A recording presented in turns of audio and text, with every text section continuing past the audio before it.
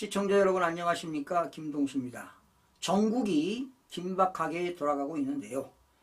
유인촌 문화체육관광부 장관이 긴급 성명서를 발표했는데요.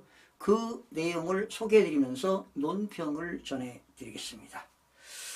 윤석열 정부의 대변인 역할을 하고 있는 유인촌 문화체육관광부 장관이 오늘 국정이 정상적으로 안정되게 유지될 수 있도록 정부는 전력을 다하겠다고 밝혔습니다. 야당을 향해서는 계속적인 고위공직자에 대한 탄핵안 제출에 국민이 큰 위험에 처해 있을 수 있다며 자제를 촉구하고 나섰습니다. 그러나 이들이 자제할까요? 계속 방탄 탄핵을 할 겁니다. 그래야 이재명 사법 리스크를 해소하고 가짜 국회의원들이 살 길이라고 죽기 살기로 덤비고 있는 것입니다. 유인촌 장관은 이날 오후 서울 종로구 정부 서울청사에서 정부 대변인 자격으로 국민께 드리는 말씀이란 제목의 호소문을 발표하고 이같이 말했습니다. 유 장관은 이날 지금 대한민국은 과거에 없었던 중대한 어려움을 겪고 있다며 정부는 국민 여러분들이 겪고 계신 고통과 혼란에 대해 말할 수 없이 괴롭고 송구스럽게 생각한다고 말문을 열었습니다. 그는 야당이 국회에서 보고한 박성재 법무부 장관, 조지호 경찰청장의 탄핵 소추를 당했습니다. 탄핵 소추가 이루어졌습니다. 또한 탄핵 소추를 하기 전에 이상민 전 행정안전부 장관은 사퇴했죠. 자, 그렇게 되면 지금 무슨 일이 벌어지고 있습니까? 법무부 장관, 행정안전부 장관, 치안과 법무행정을 책임지는 장관들이 모두 공석이 됐다는 것 아니겠습니까? 그러니 나라가 얼마나 지금 혼란스럽습니까? 이건 누구의 책임일까요, 여러분? 더불당 책임입니다. 국민들이 뽑아줬는데 그 국회의원 한 사람이 다 헌법기관 아니겠습니까? 그런데 가짜로 당선된 의원들이 득실득실합니다. 범죄 집단들이 득실득실하다 보니까 자기들 밥그릇 차리고 자기들 범죄 집단들이 살아남으려고 안간 지금 혈안을 하고 있습니다. 국민들의 일상에 큰 위험이 닥칠 수 있다고 지적했습니다. 비상계엄 전부터 최재해 감사원장을 포함해 20명 가까운 고위공직자가 계속적으로 탄핵 소추를 당해 정부가 정상적인 국정 운영을 하는 게 어렵다고 설명도 했습니다. 사실은 지금 더불어민주당이 탄핵을 남발하고 있는데요. 어쩌면 탄핵은 헌법과 법률에 중대한 헌법과 법률을 위반했을 때 탄핵하는 거 아니겠습니까? 이렇게 탄핵을 남발하는 것은 국회의원들도 직무유기를 하는 겁니다. 직권 남용을 하는 겁니다. 형사 고발감이 되는 것이죠. 지금 대한민국은 탄핵을 남용하는 공화국이 된 것입니다, 여러분. 윤석열 대통령이 촉발한 12월 3일 비상계엄 사태로 탄핵 정국에 접어든 가운데 야당에서 계속되는 탄핵안 제출로 정상적인 국정 운영이 어렵다고 보고 자제를 요청한 것으로 풀이가 되는데요. 대국민 호소문은 결국 야당을 겨냥한 것으로 보입니다. 그런데 여러분, 야당이 색이 어떻겠습니까? 지금 그들은 코가 석자입니다. 만약에 조만간에 오늘이 됐든 내일이 됐든 포렌식하고 있는데요. 만약에 이 가짜 국회의원들 명단이 발표된다면 아마 지금 두려움을 느낄 것입니다. 그런데 사실은 포렌식을 하나 안 하나 결과는 똑같습니다. 저는 이미 뭐 제가 부정선거 이 내용을 또 밝히기도 했지만은 명단은 거의 비슷할 겁니다.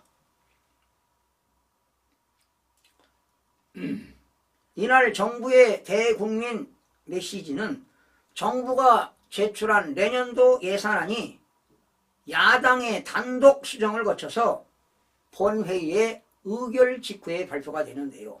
여러분, 정부 예산안은요, 정부가 효율적으로 국정을 살림살이를 잘할 수 있도록 여야가 신중에 신중을 기해서 예산을 편성하도록 되어 있습니다. 그런데 야당의 단독으로 각 행정부의 활동비를 삭감하고 대통령실도 완전히 그냥 없애버리고 삭감하고, 예.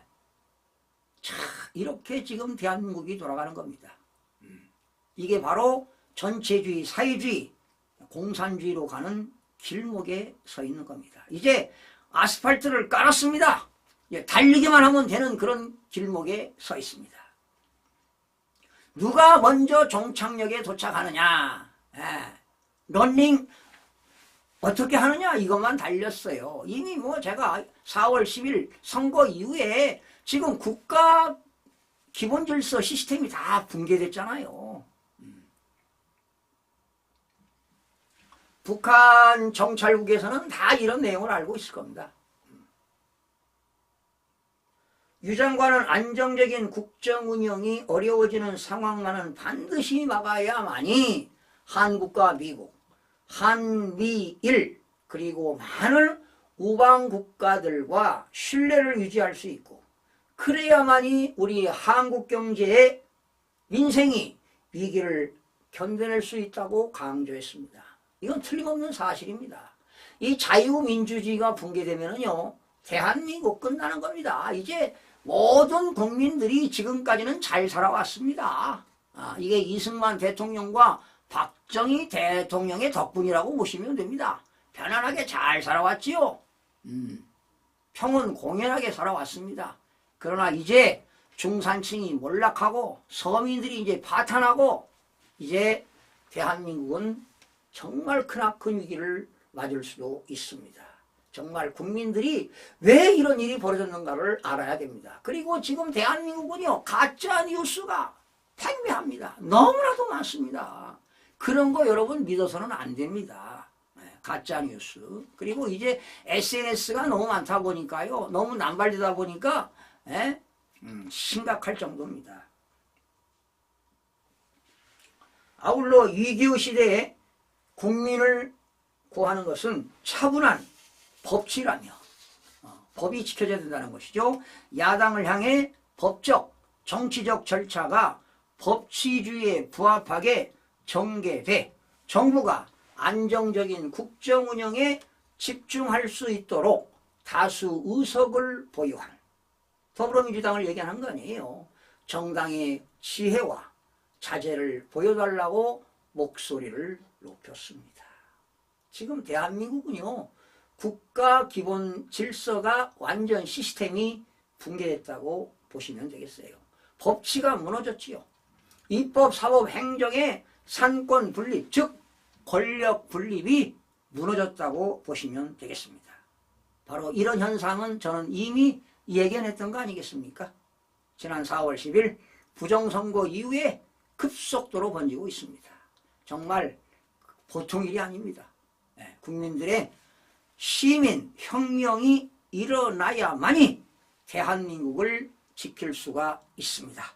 우리 특히나 보수 우파는 정말 정신을 똑바로 차리고 정말 봉기가 일어나고 이래야만이 자유민주주의를 지킬 수가 있습니다. 자유민주주의, 자유시장경제, 그리고 우리 믿는 사람, 저도 신앙을 가지고 있습니다. 크리스찬인데 기독교를 믿고 있습니다. 그런데 만약에 공산주의 되면은요, 믿음 생활 할 수도 없습니다. 종교 생활 할 수도 없습니다.